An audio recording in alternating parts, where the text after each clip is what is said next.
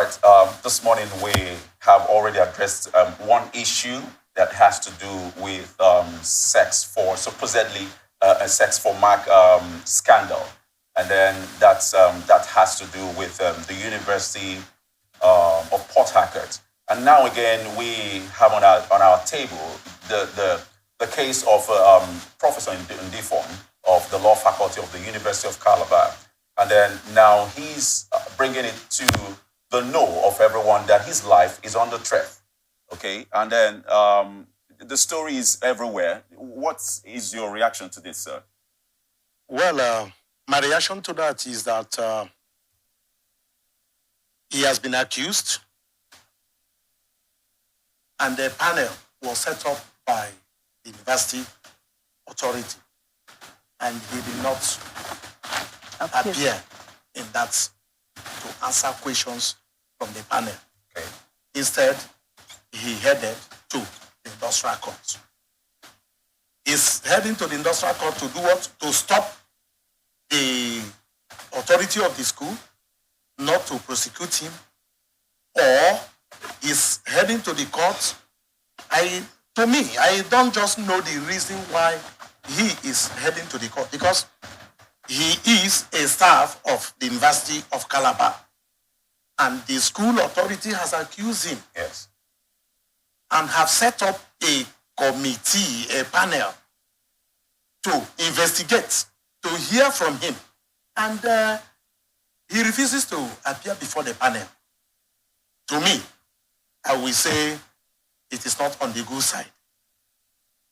Since he's a staff of the school, and it is the school also that accused him and set up that panel, he would have appeared before the panel and then see what will actually happen in the panel then before heading to the court. But he is saying that he is certain of the fact that the school won't be fair. There won't be fair hearing towards his own for his own side.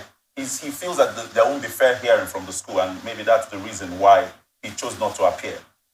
Well, the school or the panel set up by the school will not give him fair hearing. How? Have he appeared before the panel to hear from the panel first before you conclude that the authority of the school that set up the panel will not give him fair hearing? That is where that is the crux of the matter. Exactly. Now that is the crux of the matter. Now let me quickly come in here, sir. So you were, it's a very funny situation. Just like we're talking about the president's Chicago State University result. These are like clear facts, guilty or not guilty, yeah. Professor Ndifon is saying he's not guilty, turning the table on the school, talking about how the university, the VC employed the daughter without due process. Is there any law that says that your daughter should not be employed in a university where you are the VC? I don't know one, but that's on one side. Now, he also talked about how she used the school money to buy properties. Okay, let's even assume that, yes, the VC is guilty of the things he has accused her of. Is that the reason why you were messing with students?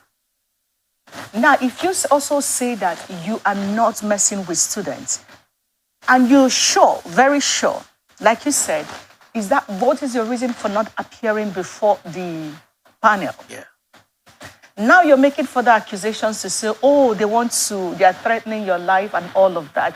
With all of this around the Professor Cyril Ndifon, how should we as a people begin to look at this man and the cases before the issues raised against him? Well,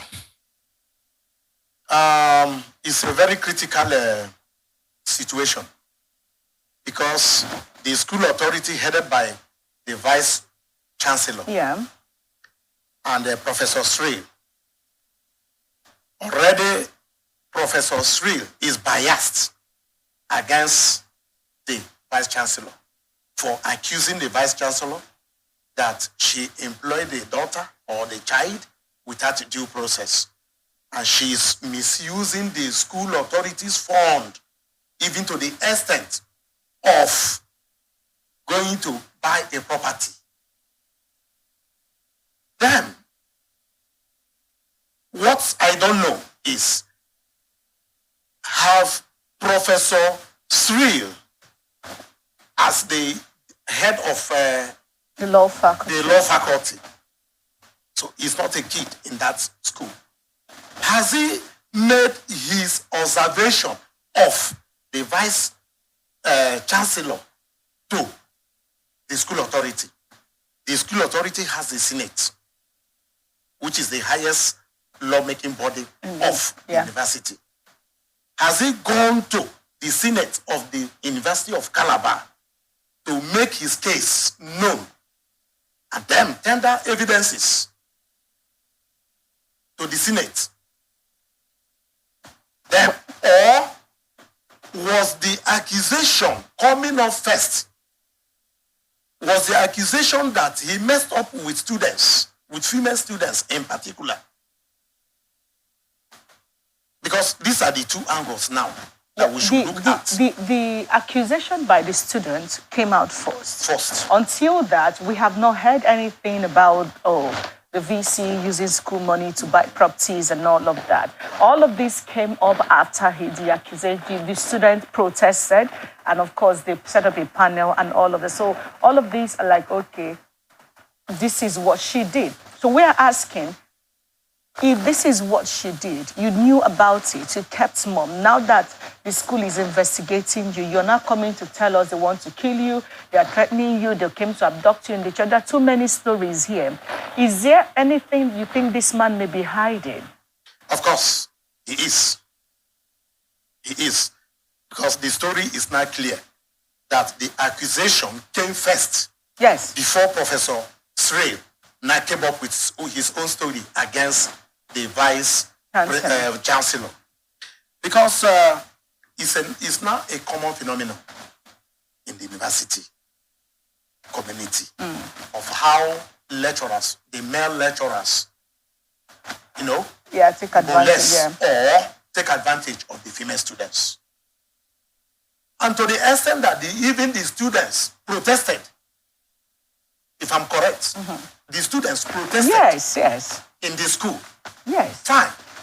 Now, for students to protest against the same person, Professor Cyril, that shows that it is right, to my own understanding. Because if the students does not come up to protest, it would have been a different thing. It may be one single person was accusing Professor Cyril that he did this to me or to someone.